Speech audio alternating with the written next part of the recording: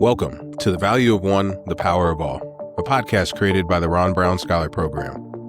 Since 1996, this organization has been investing in the next generation of African American leaders, and this podcast highlights the stories of the people that make this program special. I'm your host, Ray Pryor, 2015 Ron Brown Scholar, and in this episode, I sit down with Jonathan Piper. He's a 1998 Ron Brown Scholar, as well as a member of our Board of Trustees. After attending Wake Forest for his bachelor's in chemistry and his master's in computer science, he spent his career in healthcare innovation, including his role as the chief scientific officer and VP of business development of MIM Software, a GE healthcare company. Recently, he started writing a series on Substack focused on important principles for leaders and organizations that I found fascinating and that I knew would resonate within the Ron Brown Network. His first article is titled "The Metric Became the Mission," in that he explores how healthy organizations slowly drift into unhealthy games, where originally well-intended metrics end up incentivizing bad behavior from good, rational actors. His second article is titled, "Everyone agrees with your idea, so why won't anyone support it?" Here, he dives into what it takes for innovators to create buy-in for their ideas amongst important stakeholders, starting with diagnosing the real reasons why ideas that are very popular still tend to die out. Whether you're an executive or an executive-to-be, or you're just a natural ideator who wants to see your vision become reality within an organization or society at large, I highly recommend you subscribe to Jonathan's Substack that will be linked in the episode description. During our conversation, we're going to break down some of the key concepts in his first two articles and preview some of the ideas that will be the focus of more articles he has on the way. Take a listen. There's an analogy that I often use to describe the impact of RBS to people who are less familiar is the idea of potential to kinetic energy, and that in order to make that transition, normally you need some sort of catalyst or you need some sort of event to make that happen. You can identify potential and it won't mean much or translate into anything without something to activate it. And for a lot of us, RBS serves as that catalyst, and we serve as that catalyst for each other. And so I think about that philosophical level all the time. And so when I came across your writing that you were thinking about the transition of the potential of ideas, or the potential of the people who have ideas, or the potential of organizations to the kinetic or most realized version of themselves, I felt like there were a lot of parallels to how we think about investing in people and developing people here.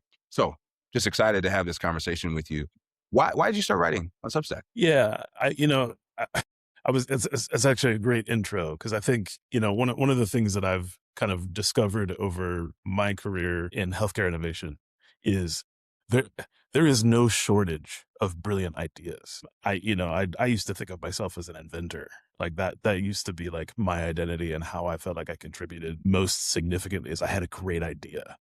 But when I've watched my brilliant kind of physician colleagues and people all over this sector try to get brilliant ideas into reality, the barriers are myriad. The obstacles are seemingly infinite. And so what I've kind of transitioned to career-wise is more of a steward of brilliant ideas into overcoming that kind of kinetic, stall. And I think that I think is, and I think this effort to kind of put some of these ideas on paper, and to send it out in ways that people I think can engage with is my effort to, like, not just execute that, but really to see if I can help people do that on their own, to see if I could help coach people, help provide a framework for thinking about some of these kind of often hard to understand problems in your way, because it's a brilliant idea. It should be, and sometimes everybody agrees that it's a brilliant idea, but we can't get it off the ground. So I think that's I've always loved helping people kind of do that and steward brilliant ideas into fruition. And this is really, I think I had this aha moment of, I think I can describe this in a way that might be helpful. So that's why I started putting these ideas out there. Yeah. Well, me and the rest of the world are grateful that you did. In your framing of that, it's made me think of two things. One, that you acknowledge that problem of just being an inventor isn't enough, but being somebody who can wade through all of the blockades to get it to fruition is important. the implicit in that, you watch versions of this attempted by extremely smart people who are extremely hardworking, well-intentioned, well-studied, plenty of degrees, plenty of letters behind their name. And yet there still really is no explicit school for this. And even though it's something that we all talk about, we all know that it's important, but it's not super easy to just go learn or to go read. So what has your experience been like learning some of these? Is it just through trial and error? Is it through watching other people's mistakes? Is there some wisdom in kind of textbook versions of thinking through some of this, or do we kind of need to start from scratch or maybe it's very context dependent? Yeah. No, yeah. I think for me, I think reading all these like strategy books, innovation books, management books, change management books, negotiation books, like so many of them are so good at describing a phenotype, at describing like one, like, you know, the ones that New York Times bestsellers, they're New York Times bestsellers because people see their experience in them. Yeah. Right. And so this book did a wonderful job of describing that instance of problem that stands in your way to innovation or not, or method to get your, you know, to negotiate or whatever. And so I've always loved reading them. And one thing I just discovered is, like, you know, one of my favorite books about a situation, I'll recommend it to somebody where I think it can help. Right. And I think where so many of those works maybe fall a little bit short is, well, one, translating that into my lived experience in this one moment, right? And you know, so you've got to pull insights from so many kind of brilliant minds and synthesize those on your own to figure out what playbook do I create for myself in this instance to overcome my challenge, right? And so there's so hard to personalize and make effective that whole compendium of thought into my, you know, current experience. So I think that for me is, you know, I think the thing that is most lacking in the literature is what's the operating system? How do I apply all of these brilliant ideas to my life, to my experience, to my workplace? And, you know, I think that's where, you know, and what, you know, in my experience, like when coaching people or helping people kind of think through how to get through those barriers, you know, you got to learn a lot about the environment in which they're trying to innovate or negotiate to even understand how to help and to guide. So I think that's I would love to, like, you know, come up with the way to empower people to do that. And I think that's, for me, like the thing that's most lacking and most exciting about, you know, kind of trying to describe this in a more tactile, like, you know, generalized way.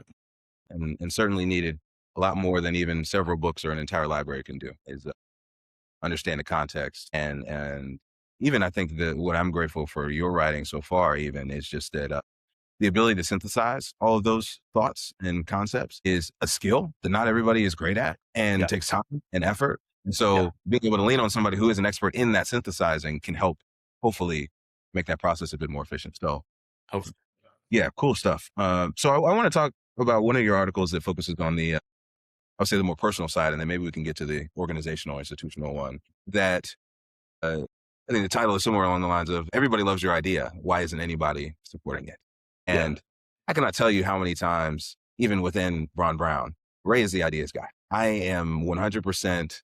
We should do this, and I've learned over the years how to navigate, how to share certain things, how to understand the timing. But early on, I had no idea that this was a thing. I kind of saw myself, and still think maybe see myself like how you described as an inventor. That's what I'm supposed to do. And inventors can get very disappointed when they find out that the world rejects their perfect inventions. Why wouldn't you want this perfect solution? So maybe you can kind of set the stage for us. What is this phenomenon that you're kind of describing, and what makes it so hard to overcome without that level of intentionality that you could write about? Yeah.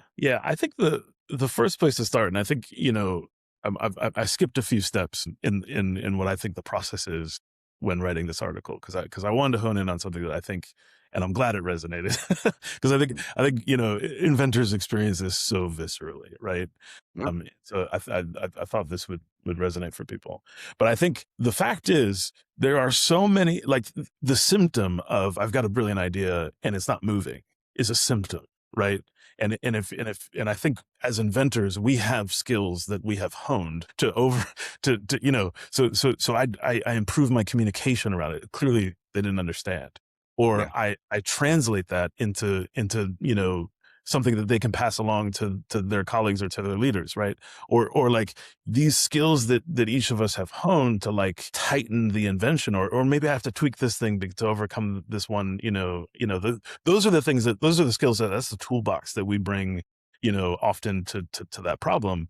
But it's like medicine, to use the analogy, right? Like if you don't differentially diagnose the underlying cause, right, and you just start treating the symptoms with the medicine that you have in your medicine bag, like you can make it worse. And so what I wanted to do, and this article I think points at one of the like maybe least obvious, kind of root causes, which is like, I think it's a great idea. I personally may suffer consequences if I Yes. support it, right? And I think that article is really focused on that problem of, I think the example I gave in that was an idea that I had, and our team kind of like shaped, and I think everybody said, hey, it's a brilliant idea, but nobody would do it. And finally one person said to me, hey, I'm not just worried about this failing. I'm worried about what this failing would mean for you and your Yeah. career. And I think that was also like, that was both empathetic, and also I think was him communicating, hey, like me and my career too, right? And I think like that like kind of like snap for me as like a really vulnerable articulation of something that generally people don't say out loud, which is, Yeah. hey, great idea if somebody else will take the risk of carrying it forward, right? That, I'll get on board. But nobody wants to take that risk, or nobody can take that risk safely. And so I think that's a scenario where, we're diagnosing the problem as personal risk. That's the thing that's stopping this group of people that think, we should move forward from moving forward. Right. And you can identify that. Well, now you can actually treat the underlying mechanism, right? And Yeah. we can start to how do I reduce that risk, right? How Yeah. do I make it safe for key people or all people to participate in moving this forward? And there's a lot of ways to do that. And once you understand the root Yeah. cause, then you can start, kind of redesigning around it. Yeah, I liked how you articulated that risk, like you said, is the actual root cause. And just in my maturity as an inventor, in the spirit of this conversation, I I evolved to realize that people would express hesitancy, and I think when you start as an inventor, you have to get inspired by ideas. And by the nature of them just being ideas in your head, you're in a very risk-free environment. There's no one else to worry about. There's no other things to consider. It is a beautiful place to exist, right? Like if we could all be there, it's great. And then you step out and realize that it's not necessarily, like you said, resistance. Even it's just Yeah. risk. And Yeah. the way that you would manage risk in what treatments you choose, or what treatments get recommended to you, or that you would manage risk in business, or taking on different markets, it's just a lens that you need to have. And I know you presented a few different ways that people can manage that risk. And can you walk through just a few of those, maybe with some simple examples of, if I have an idea, I'm already noticing some signs of people revealing, maybe not saying explicitly exactly what you said. What are some things that I can do to de-risk or lower the risk of this idea getting more support? Yeah. And this is great, because like when it's around personal risk about moving forward, there's a set of things that I think are, general tools that one might use in that scenario, which are also terrible tools to use in other scenarios where Yeah. people are not moving forward with an idea, right? So I'll give that one caveat, but I think in this, in this case, and I'm thinking in my head of a few, great examples. I think pilots are brilliant, right? Like how do you like in time and space and resources kind of constrict or restrict the scope of that risk, the size of that risk. So if we can do a pilot instead of a big rollout, and pilots can turn into phase rollouts. And so you can kind of like make the incremental, kind of risk steps, and each step is smaller, right? I think we talk a lot about one-way doors and two-way doors, right? So if you if you go through a one-way door, we can't come back, right? That's a decision we can't reverse. But if you create the reversibility in the structure of how you're approaching that, the implementation of that idea, that makes it so that, like, hey, it's safe, right? We can back out of this. I think, another good one, I think, is, depending on the scenario, is forming coalitions, right? So if instead of you taking a risk by moving forward, can I identify the handful of people or teams that benefit most, or are most or least risk averse, or and then create a coalition so that we can step forward together and share that risk, right? Because I think that's often the scenario, is whether it's perceived or real, sometimes the upside and the risk are misaligned, right? Yeah. So if you can identify the people or some subgroups that have a little bit more of the balance between the risk and reward, sometimes we can kind of move forward together. So I think those are, redesign tools that can change the risk profile so that it becomes safe for people to move forward. Yeah, that makes a lot of sense. It reminds me a lot of what I talk with founders in the venture lab about, is we talk about crossing the chasm, early adopters and laggards, and how you can have a vision for a company that is going to be in every Fortune 500 company in the world. More than likely, you're going to have to start with a market of people who desperately need this and aren't going to care as much about the risks that you are just some young startup. It's not just the product. You need to be able to read the market in the right way to know who to talk to at what stage of the process. It sounds like you're kind of describing an internal organization version. Yeah. No. Well said. Very well said. Yeah. Okay. I guess that shifts to some of the things you discussed in your other article. I think a lot of what you just described isn't just on the individual. You also just got to know what organization you're in, and the risk appetite, and you got to read the room. You got to read the weather of how the business is doing currently, what the priorities are. Yeah. What thoughts or advice do you have for somebody who maybe is in a position where they know they have something, they know it would move the needle, but they also are getting signals it's not the right time, or this isn't the right environment to bring this in? Is it as simple as scrap it and find something else? Or do you think that there's something there that they should continue to mine through? Because assuming if they're even bothering doing that, they really believe in it, and then they think there's a lot of potential there. Yeah. And as always, you got to diagnose the environment, like you said, because I think the answer is different depending, right? Yeah. So one, I think that brilliant question: do you scrap it? Do you leave the environment? And I think that is a set of questions that I think it's easy to lose sight of when you're trying to push. But I think it should be in the back of all of our minds, right? If this idea is worth pursuing, and this environment isn't capable for me to pursue it within, is it the environment for me? That's a question that I think, and as a risk taker, that's an easy question for me to hold in the back of my mind. Not everybody has the same kind of like degree of, risk profile. So, we'll all calibrate to our own version of that. But I think like healthy exits are healthy. So I do like to call that out. That said, I will fight, right, for a good idea, and I'll delay good ideas. I mean, at the end of the day, sometimes it isn't the time and the place. And as brilliant as this idea was, I often say, like, sometimes I don't even write down my brilliant ideas, because if they're really that brilliant, they'll come back. Like they'll come back, and maybe the time is right, or maybe the insight that I had along the way, will make it ripe again. And then eventually I'm like, oh God, this is the same thing I said like 5 years ago. I just forgot. We all forgot, but now we're ready. So sometimes it's that, it just isn't the time or place, and that's okay. And it can just sit on the back burner, or we can, put it in the big pile of great ideas that just aren't going to happen right now.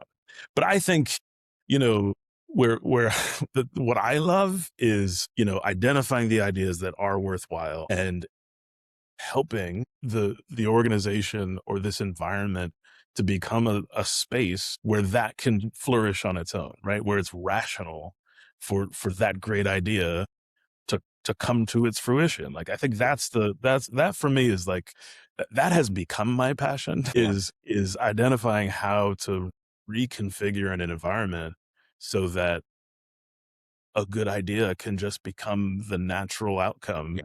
of people's good effort. Like that's when you're just like, it's just resonance. You know what I mean? It's not, there's, it feels less like toil and more like, harvest, because you've Yeah. created the environment in which it's, it's natural for that idea, to come to life.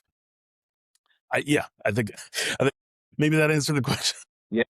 No, extremely well. And it made me realize that we're talking about two different types of inventors. One inventor is one of a product. We'll just call it an idea. Yeah.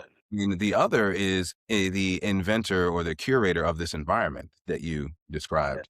Yes. Have you found that maybe just for you, making the transition from one to the other felt natural, lean on similar strengths, or did you feel that maybe one kind of inventor doesn't easily translate into the other, but in some way, the idea is going to need both?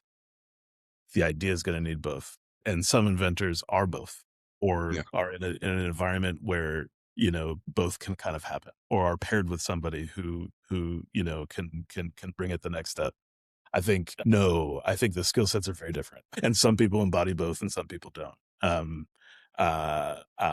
I actually personally, I found that,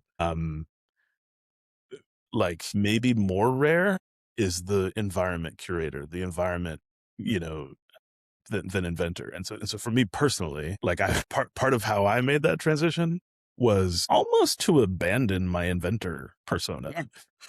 They never abandoned. He's still in there somewhere.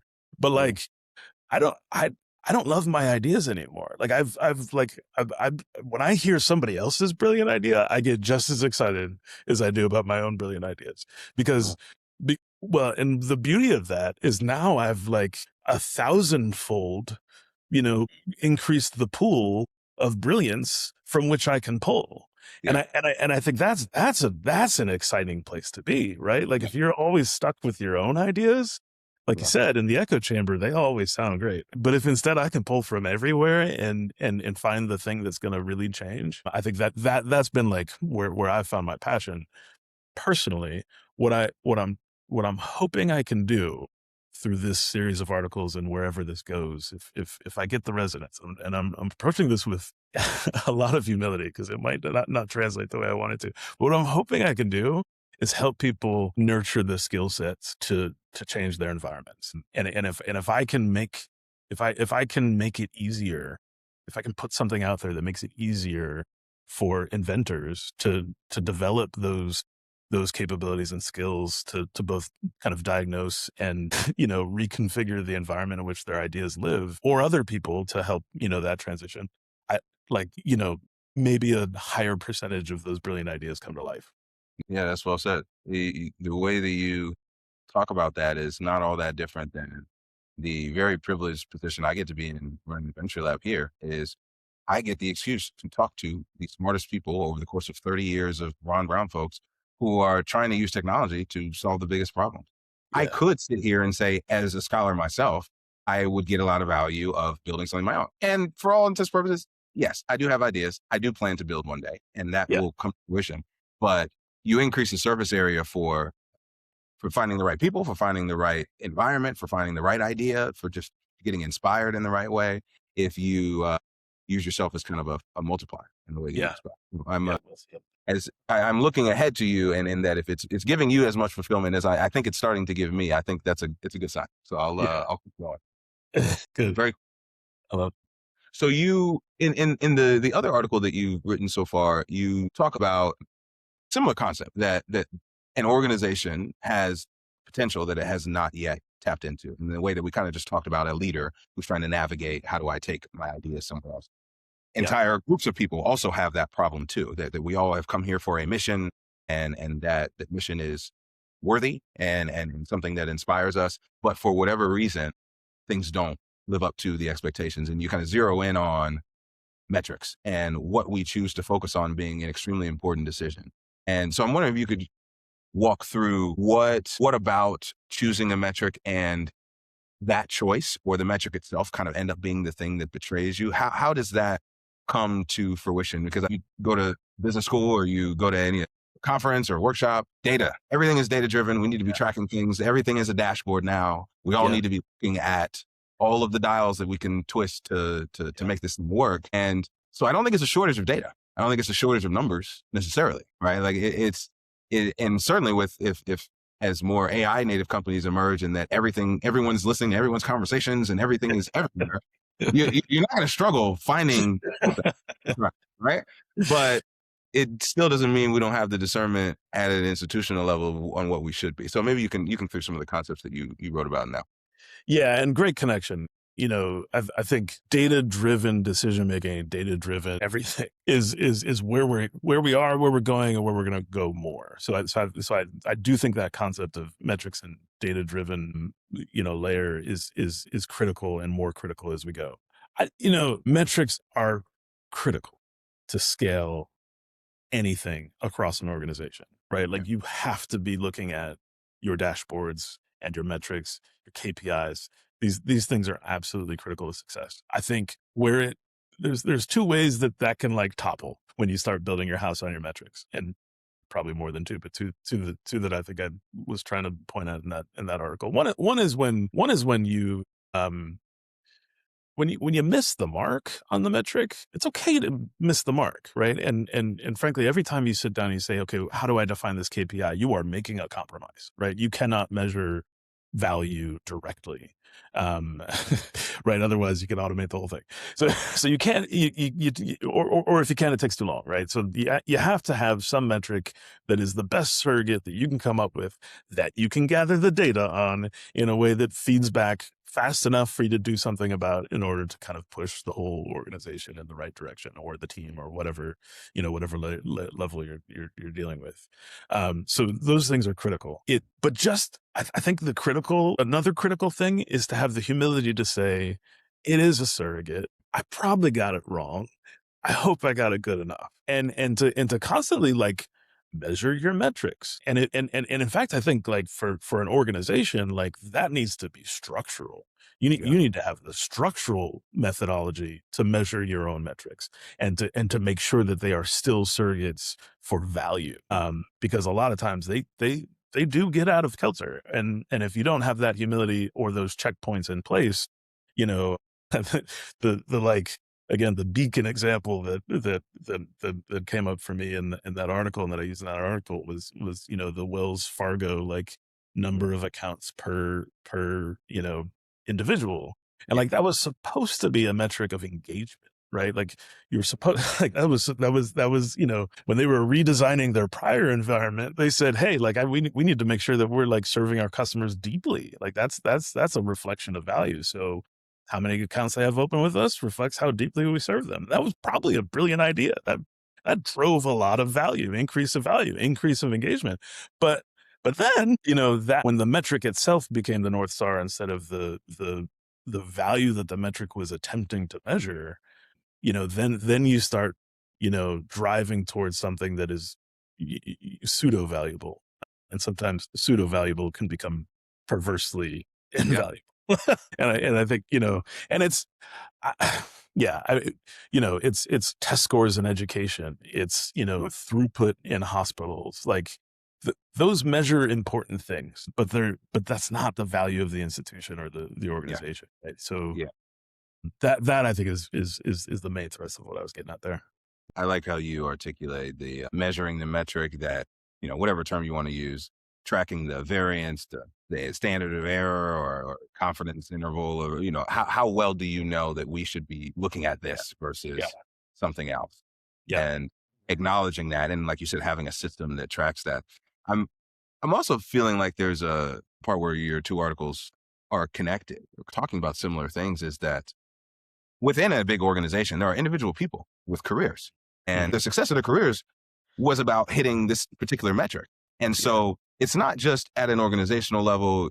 You certainly want to keep track of those things, but it's also that you're dealing with rational actors inside your institution. If you tell me to open a lot more accounts and you say that this is going to lead to my bonus, I'm going to open a lot more accounts. And it's similar to the idea. It's not that I think that's great or that I think that that is the best form of engagement that we should be doing. You've made it abundantly clear how you will reward me for my work. And so I think there's there's also risk in not buying into the metric becoming the mission a lot for employees. So I think it makes it even more important that leaders get this right and don't pretend that they've gotten it right, kind of get it right as things evolve, because you'll find yourself in a situation where your organization is doing exactly what you incentivize to do. And you end up putting them in a position of a lot of risk to do anything else. So I was just wondering if you see that play out too, that it sets up a risk environment that doesn't produce really what you would even hope the own people in your organization who know what this should be, would want to do, would want to speak up and say should happen. Yeah.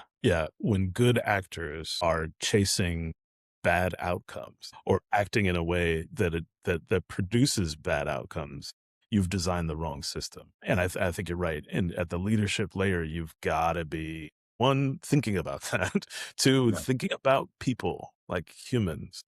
People are people, not resources, right? So when you think about actual humans and human behavior and human incentive and, and human constraint, and you're designing a system, you got to design it for the people that are actually executing and living within that system. So I think that you calling out the humanity of it and the personal, risk and career and all that stuff, I think is well said. And I think the other thing you said that's brilliant is iteration. Like you can't, once you solve the problem once, it's just, now you're measuring how well you solved that system.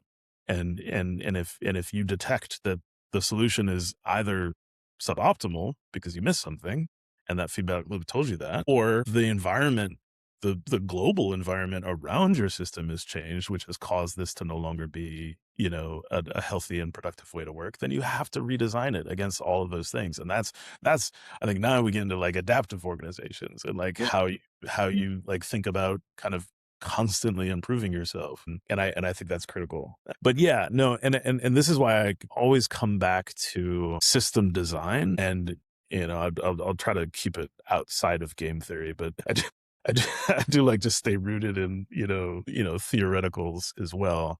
But, I think that system design, the game design that you're doing at an organizational level, you are producing an environment in which rational actors will perform, right? Yeah. So if good actors are producing bad outcomes, that's why I say the system design was faulty, because we need to design systems that cause people to rational good people to do good things. And going back to the Wells Fargo, there's other elements to why that was an unhealthy system, right? That was clearly, you couldn't tell your boss or your boss's boss's boss that, hey, we just did fraudulent activities, right? That's layers of problems there. But I think that's what I get interested in. And I at the risk of rambling a little bit, I think another thing that I think is really interesting about this is, it's so easy to get into the trough of talking about how do you design a Fortune 500 company? You know what I mean? That's the audience that buys these, but we're not all leading a Fortune 500 company, right? So my ability to redesign how the metrics are at the top of the org is minimal, right? But my ability to create the environment that my team is working in, and incentivize and optimize towards the outcomes that our team is supposed to be producing, and how that reflects the team next to me and the team, over here, and all in my immediate environment.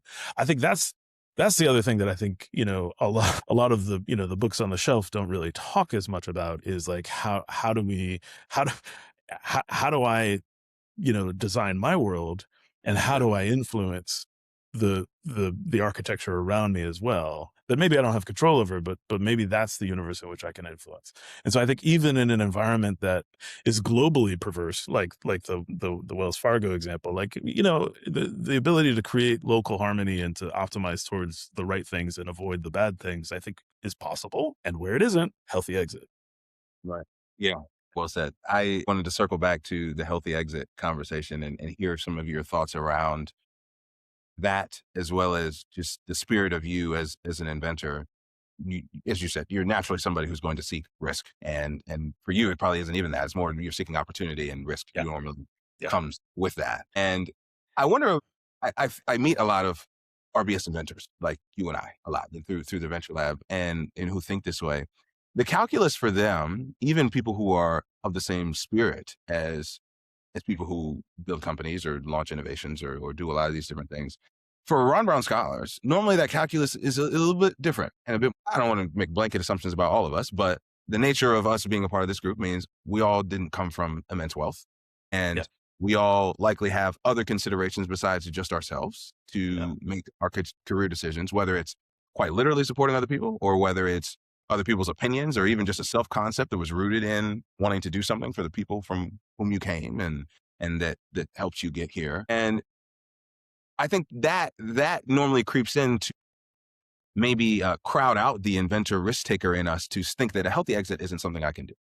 And Ron Brown scholars, it's not just that we're inventors, we're also high performers. We also are achievers. So we're pretty good at following the rules. We're pretty good at doing what needs to be done. We're pretty good at doing good in school, going to good school, getting a good job, good company, and that isn't always the same muscle as the inventor side that kind of needs to resist all of those temptations that we get rewarded for and that we're pretty good at. So I know I don't even know if there's a question here. I guess I'm just curious of all that I just threw at you. How do you think about how you think about yourself versus a billionaire son having similar ambitions, but certainly different calculus about how they think about risk and exits and all those types of things. Yeah. Well, and I don't know that I can fully embody the second persona. Yeah, I don't. That's wild. Maybe our kids will. Our kids will. Yeah, exactly. We're gonna be thinking ahead for the next generation. Yeah. No, I've speaking maybe to the scholar community, and from my experiences, in it, I think you said it well. Like it's easy. I shouldn't say easy. It's hard to say no to that trajectory, which is predictable and transformational, right? Like in the communities that we're coming from, that the scholars are coming from, the families that we're in, like being able to like level up through something that is predictable. Like that is a consistent theme when I talk to scholars. Yeah. Like I'm going to make this choice because my family and my community is depending on a predictable level up. I'm the one who can level it all up, and the weight. I mean, the weight that carries is tremendous. And I think it does. The pressure that creates against risk-taking is also tremendous. And I think that's like, has to be acknowledged. Right. Yeah. I think when I think about, we've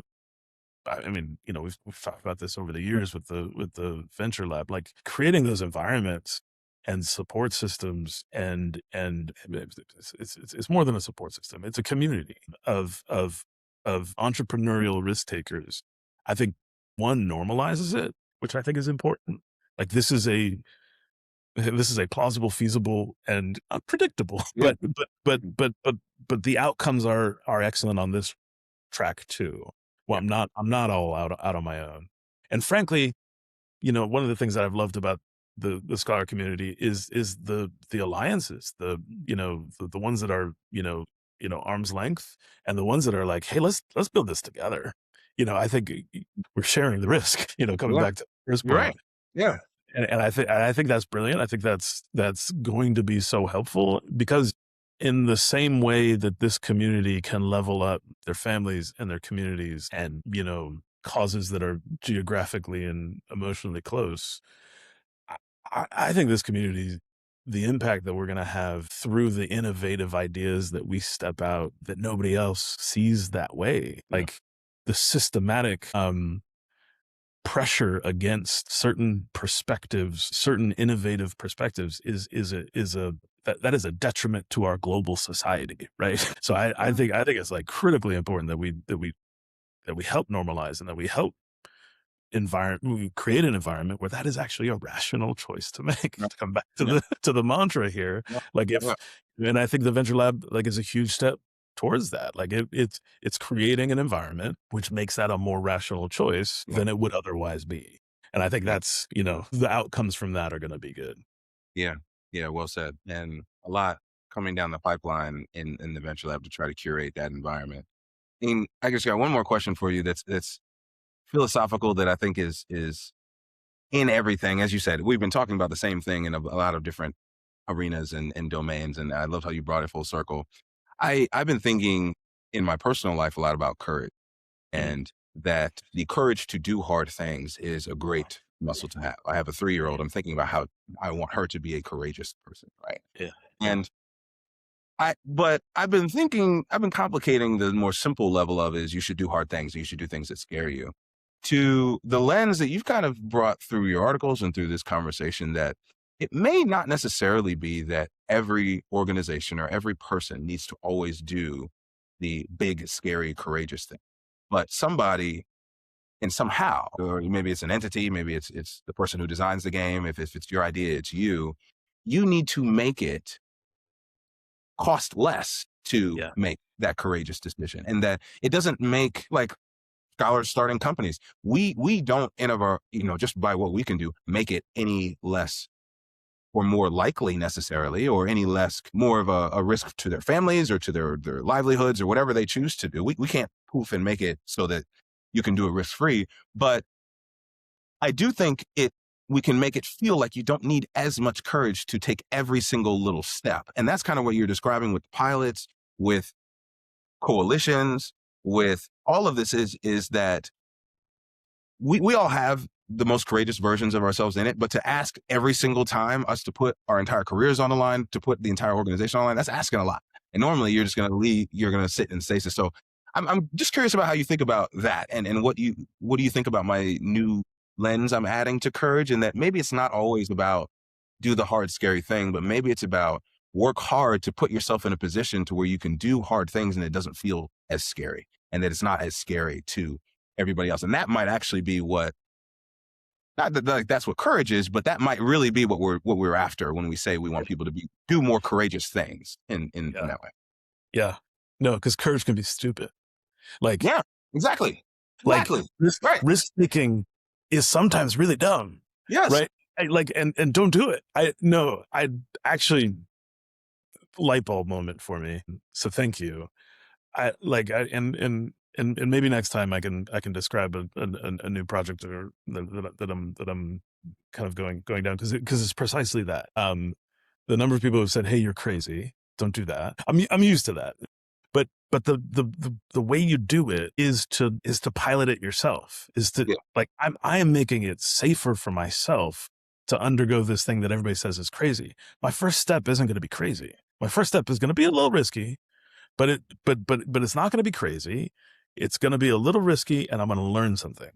Yeah. And I've got a reversible door behind my first step, right? And that's critical. Like, I've created an environment. I'm literally took the feedback from people telling me I'm crazy to say maybe I am crazy, and I'm redesigning my own environment to make my choice more rational and safer for me. And so, because I agree with you, like, I don't want to take bad risks. I want to reconstruct the risk so that it's less costly, and importantly, so that I have feedback, right? And if I, the learner's mindset, if I learn as I go, I can pivot, I can exit, and none of those will destroy me, right? And maybe, just maybe, I in fact do hit that outcome that I want. And I think it's again, everything's different for every situation, right? If I in this environment, if I can tell a story that generates the investments that allow me to take that huge leap, maybe that is the right call, and I do take the risk, but it's a shared risk because I've got the investors behind me that are going to help me, make that leap together, and we believe in it, and we're going for it, and we're all invested in it, and we're going to, and we're still going to learn and pivot along the way. But like, it all depends on the environment that you're able to create or that you're living in. Yeah. Yeah. Well said, John. I know my hope is that we'll do this again as you continue to release articles. Anything for the time being that you want to leave scholars with or to share as we wrap up? Yeah. I mean, personal request, read the articles. I've got some more coming. If they're useful, let me know. If you've got some insights, share them. Yeah. I'd love, people to engage with this, and if it's no good, I'll stop. But no, I think this I think is, and in fact, just the resonance that we've had on this conversation, I think is extraordinarily like validating on this journey. What I hope we're doing is just making it more likely that we will have the impact that we want to have, and that our ideas will come to life. And that's maybe I'll leave with that. I've got a lot coming. I've got a 10 article series I'm working on that's going to be a little weird, a little cool. Hopefully that generates some interest, and would absolutely love to talk again. Thanks for listening to this episode of The Value of One, The Power of All, a podcast created by the Ron Brown Scholar Program. If you want to hear more inspiring conversations like this one, don't forget to click subscribe on your favorite podcast platform. And to learn more about the organization, check us out at ronbrown.org.